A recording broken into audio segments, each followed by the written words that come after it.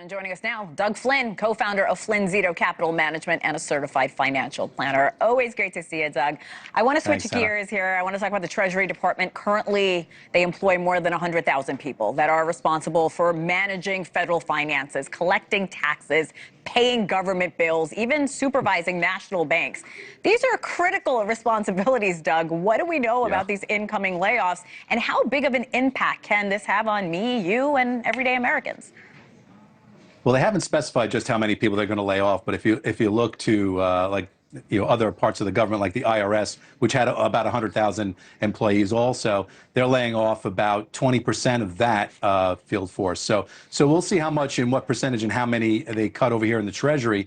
But I think a lot of this has to do with the fact that due to the growth over the years and nobody really ever sort of leaving, it's probably about 10% of those people could be redirected without much issue. It's when you get beyond that where you start to see perhaps an impact to some of the services. Maybe some of the wait times go up and other things that you're working on. But I think the whole part of this with DOGE, because this is DOGE related, is not just cutting the field force, but also making the remaining people more efficient and more effective for the taxpayer. So that's the plan. Whether or not that happens, we'll see. But I'm sure there's a little bit of room in there. We'll see how deep they go, though.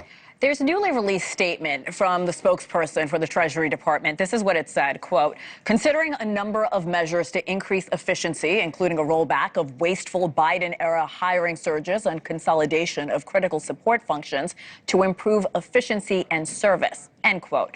So, Doug, back to you. How necessary do these layoffs seem, or is this simply the department looking to appease Trump and Elon Musk, ultimately DOGE?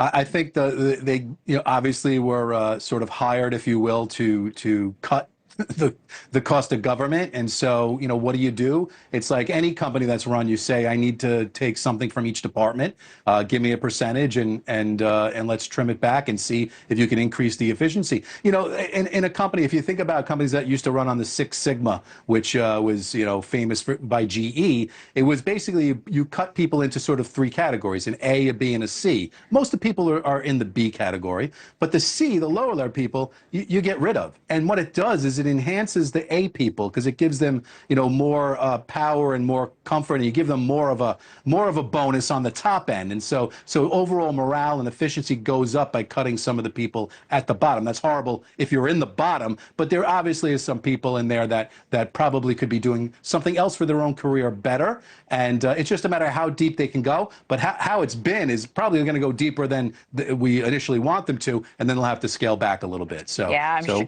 That's how it's going to go. Well, I'm sure we'll discuss this further when we get an exact number of just who's being laid off and how many. Always great getting some context from you, Doug Flynn. Thank you so much.